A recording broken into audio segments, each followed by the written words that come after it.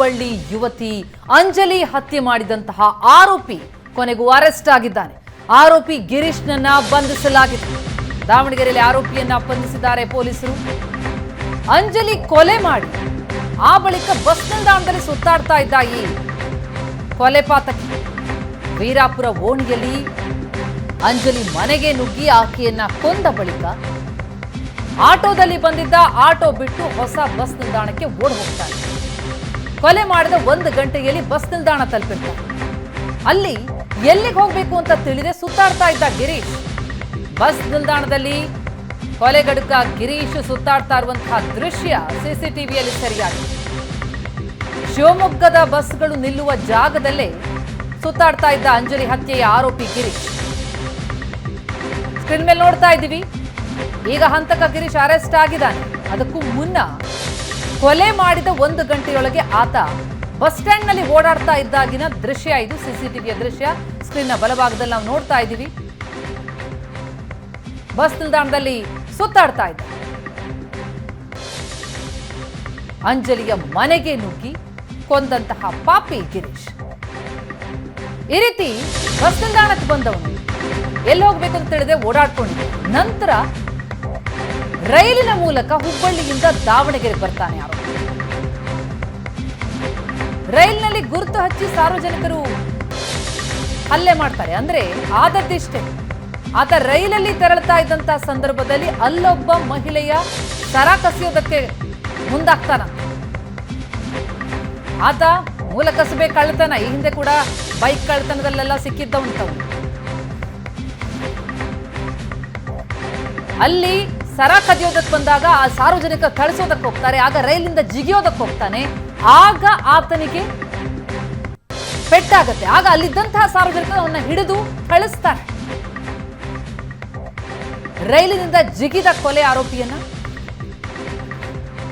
ನಂತರ ವಶಕ್ಕೆ ಪಡಿತಾರೆ ರೈಲ್ವೆ ಪೊಲೀಸರು. ಆರಂಭದಲ್ಲಿ ಯಾರಿಗೂ ಈತ ಅಂಜಲಿ ಹತ್ಯೆ ಮಾಡಿದಂತಹ ಹಂತಕ ಅಂತ ಗೊತ್ತಿರೋದಿಲ್ಲ. ಅಲ್ಲೂ ಕೂಡ ಕಳ್ಳತನ ಮಾಡೋದಕ್ಕೆ ಹೋಗಿ ಸಾರ್ವಜನಿಕರಿಂದ ಏಟು ತಿಂದು ರೈಲ್ನಿಂದ ಜಿಗಿದಿರ್ತಾರೆ.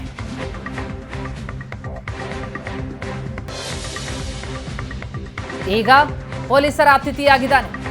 ಆತನನ್ನ ನೋಡ್ತಾ ಇದ್ದೀವಿ. ಸಾಕಷ್ಟು ಪೆಟ್ಟಾಗಿರೋದನ್ನ, ರೈಲಿನಿಂದ ಜಿಗಿದ ಪರಿಣಾಮವಾಗಿ ಆತನಿಗೆ ಏಟಾಗಿರುವಂಥದ್ದು, ಜೊತೆಗೆ ಸಾರ್ವಜನಿಕರು ಥಳಿಸಿದ್ದಾರೆ. ಅದರಿಂದಲೂ ಕೂಡ ಏಟಾಗಿದೆ. ಆತನಿಗೆ ಚಿಕಿತ್ಸೆ ಕೊಡಿಸಿ ಈಗ ವಶಕ್ಕೆ ಪಡೆದಿದ್ದಾರೆ.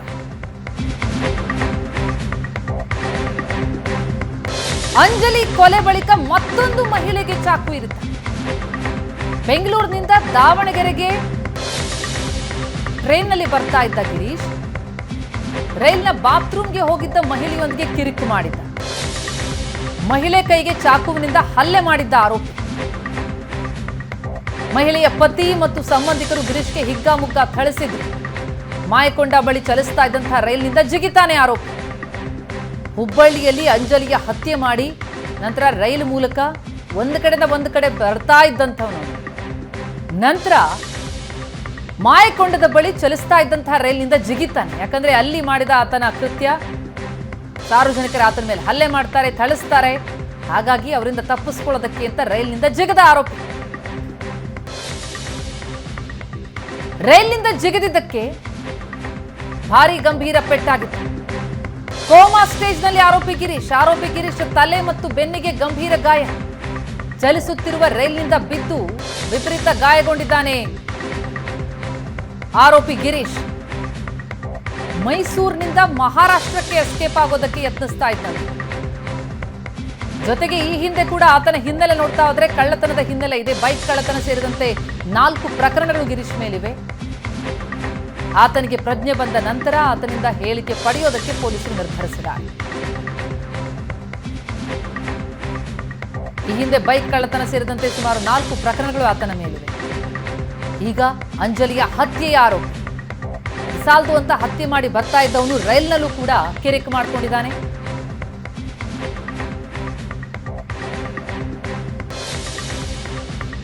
ಅಂಜಲಿ ಹಂತಕ ಗಿರೀಶ್ ಈಗ ಅರೆಸ್ಟ್ ಆಗಿದ್ದಾನೆ. ಹತ್ಯೆಯ ನಂತರ ಆರೋಪಿ ಬೇರೆ ಬೇರೆ ಸ್ಥಳಗಳಿಗೆ ಭೇಟಿ ಕೊಟ್ಟಿದ್ದ. ಬೇರೆ ಬೇರೆ ಕಡೆ ಓಡಾಡಿಕೊಂಡು ತಲೆಮರೆಸಿಕೊಂಡಿದ್ದ. ಅಂತಿಮವಾಗಿ ಹುಬ್ಬಳ್ಳಿ ಧಾರವಾಡ ಪೊಲೀಸರು ಆರೋಪಿಯನ್ನ ಬಂಧಿಸುವಲ್ಲಿ ಯಶಸ್ವಿಯಾಗಿದ್ದಾರೆ. ಈ ಕುರಿತಂತೆ ಮಾತನಾಡಲಿಕ್ಕೆ ನಮ್ಮ ಜೊತೆಗೆ ಸ್ವತಃ ಹುಬ್ಬಳ್ಳಿ ಧಾರವಾಡ ಪೊಲೀಸ್ ಕಮಿಷನರ್ ಅಂತ ರೇಣುಕಾ ಸುಕುಮಾರ್ ಅವರು ಇದ್ದಾರೆ. ಅವರನ್ನ ಮಾತನಾಡಿಸ್ತೇನೆ. ಮೇಡಮ್, ಗಿರೀಶನ ಬಂಧನ ಪ್ರಕರಣ ಯಾವ ರೀತಿಯಾಗಿದೆ? ಇವನು ಕೊಲೆ ಪ್ರಕರಣ ನಡೆದ ಕೂಡಲೇ ಇವನು ಇಮಿಡಿಯೇಟ್ ತಲೆಮರೆಸ್ಕೋತಾನೆ. ಇವನ ಹತ್ರ ಮೊಬೈಲ್ ಫೋನ್ ಆಗಲಿ ಬೇರೆ ಯಾವುದೇ ಇನ್ಸ್ಟ್ರೂಮೆಂಟ್ ಆಗಿ ಏನೂ ಇರೋದಿಲ್ಲ. ಪ್ಲಸ್ ಇವನು ಅವರ ತಾಯಿ ಒಬ್ಳೇ ಇದ್ದಾಳೆ. ಅವನಿಗೆ ತಾಯಿ ಜೊತೆ ಆಗಲಿ, ಸಂಬಂಧಿಕರ ಜೊತೆ ಆಗಲಿ, ಫ್ರೆಂಡ್ಸ್ ಜೊತೆ ಆಗಲಿ ಯಾರ ಜೊತೆನೂ ಸಂಪರ್ಕ ಬರೋದಿಲ್ಲ. ಸೊ ನಮಗೆ ಇದು ಒಂಥರ ಡೆಡ್ ಎಂಡ್ ಹಿಟ್ ಆದಂಗೆ ಆಯಿತು. ಬಟ್ ನಾವು ನಮ್ಮ ಅಧಿಕಾರಿ, ನಮ್ಮ ಸಿಬ್ಬಂದಿಯವರು ಪ್ರತಿಯೊಬ್ಬರು ನಾವು ಎದೆಗುಂದದೆ ನಾವು ವಿವಿಧ ತಂಡಗಳನ್ನ ರಚನೆ ಮಾಡಿ ಒಬ್ಬೊಬ್ಬರಿಗೆ ಒಂದೊಂದು ರೆಸ್ಪಾನ್ಸಿಬಿಲಿಟಿಯನ್ನು ಅಂತ ಹಂಚಿಕೆ ಮಾಡಿದ್ವಿ. ಸೊ ನಾವು ಎಲ್ಲ ಆಯಾಮಗಳಲ್ಲಿ ನಾವು ತನಿಖೆ ಮಾಡ್ತಿರ್ಬೇಕಾದ್ರೆ ನಿನ್ನೆ ನಮಗೆ ರೈಲ್ವೆ ಪೊಲೀಸರ ಅವರ ಒಂದು ಮಾಹಿತಿ ಮತ್ತು ಕೋಆಪರೇಷನ್ ಇಂದಾಗಿ ನಮ್ಮ ದಾವಣಗೆರೆಯಲ್ಲಿ ಇದ್ದ ಟೀಮ್ಗೆ ಇವನು ಸಿಗ್ತಾನೆ. ಸೊ ಐಡೆಂಟಿಫೈ ಮಾಡಿ ಇವನು ನಮ್ಮ ಕೇಸಿಗೆ ಬೇಕಾದ ಆರೋಪಿ ಅಂತ ಹೇಳಿ ಖಾತ್ರಿಪಡಿಸ್ಕೊಂಡ್ಮೇಲೆ ಇಮಿಡಿಯೇಟ್ ಅವನ್ನ ನಾವು ವಶಕ್ಕೆ ಪಡ್ಕೊಂಡಿದ್ವಿ.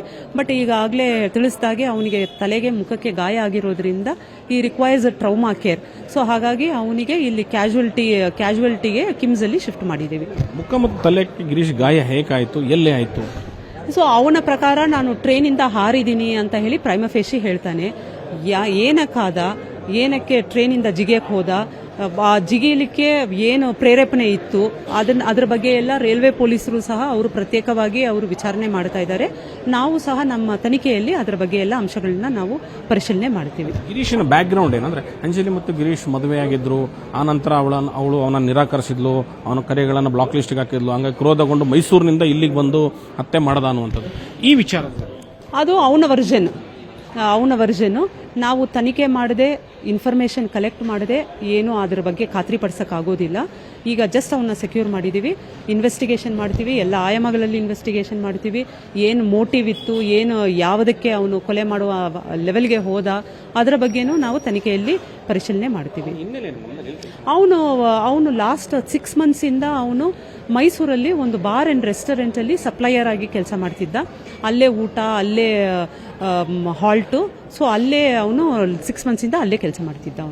ನಿನ್ನೆ ಅವನು ದಾವಣಗೆರೆ ಅವನು ಫೈನಲ್ ಡೆಸ್ಟಿನೇಷನ್ ಇರಲಿಲ್ಲ. ಅವನು ಅಲ್ಲಿ ಮೈಸೂರು ಬಿಟ್ಟಿದ್ದು ಅವನು ಗೋವಾ ಅಥವಾ ಬಾಂಬೆ ಹೋಗಿ ತಲೆಮರೆಸ್ಕೋಬೇಕು ಅನ್ನೋ ಇಂಟೆನ್ಷನ್ ಇಂದ ಅವನು ಹೊರಟಿದ್ದ. ಅಲ್ಲಿ ಯಾವಾಗ ಗಾಯ ಆಗುತ್ತೆ ದಾವಣಗೆರೆ ಹಾಸ್ಪಿಟಲ್ಗೆ ಶಿಫ್ಟ್ ಮಾಡಿರ್ತಾರೆ ಅವನಿಗೆ. ಈಗ ಗಿರೀಶನ ವಿಚಾರಣೆಗೆ ಯಾವಾಗ ತೆಗೆದುಕೊಳ್ತೀರಿ, ಏನ್ ಹೇಳಿದ್ರು ಡಾಕ್ಟರ್? ಡಾಕ್ಟರು ಇನ್ನ ನಮಗೆ ಗ್ರೀನ್ ಸಿಗ್ನಲ್ ಕೊಟ್ಟಿಲ್ಲ. ಅವರು ಗ್ರೀನ್ ಸಿಗ್ನಲ್ ಕೊಟ್ಟ ಮೇಲೆ ಅವನಿಗೆ ಕೋರ್ಟ್ಗೆ ಪ್ರೊಡ್ಯೂಸ್ ಮಾಡಿ ಆಮೇಲೆ ಪೊಲೀಸ್ ಕಸ್ಟಡಿ ತಗೋತೀವಿ.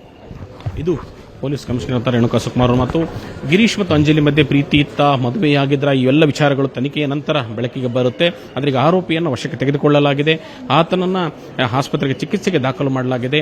ಹೆಚ್ಚಿನ ಟ್ರೀಟ್ಮೆಂಟ್ ನಂತರ ಆತನನ್ನ ಬಾಡಿ ವಾರೆಂಟ್ ಮೇಲೆ ಮತ್ತೆ ಪೊಲೀಸರು ವಶಕ್ಕೆ ತೆಗೆದುಕೊಂಡು ವಿಚಾರಣೆ ನಡೆಸಿದಾಗ, ಆದರೆ ಈಗ ಕೇಳಿ ಬಂದಿರುವಂತಹ ಆರೋಪಗಳಿಗೆ ಒಂದು ಸಾಕ್ಷೀಕರಿಸುವಂತಹ ಎವಿಡೆನ್ಸಸ್ ಅನ್ನು ಕಲೆಕ್ಟ್ ಮಾಡಿದ ನಂತರ ನೈಜ ಕಾರಣ ಗೊತ್ತಾಗಲಿದೆ. ಹುಬ್ಬಳ್ಳಿಯಿಂದ ಕ್ಯಾಮರಾಮನ್ ನನ್ನ ಜೊತೆ ಗುರುರಾಜ್ ಹುಗಾರ್, ಏಷ್ಯಾನೆಟ್ ಸುವರ್ಣ ನ್ಯೂಸ್.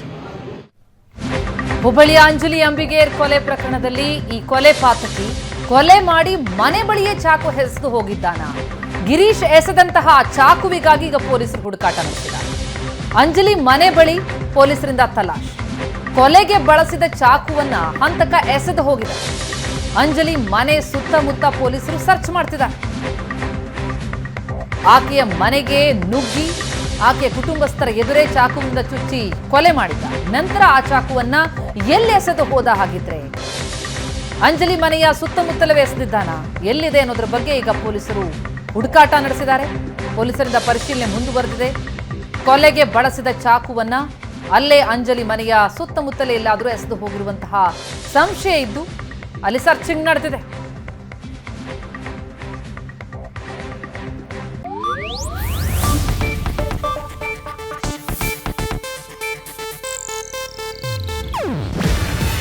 ಇದು ಏಷ್ಯಾನೆಟ್ ನ್ಯೂಸ್ ನೆಟ್ವರ್ಕ್ ಪ್ರಸ್ತುತಿ. ನೀವು ನೋಡ್ತಿದ್ದೀರಾ ಏಷ್ಯಾನೆಟ್ ಸುವರ್ಣ ನ್ಯೂಸ್.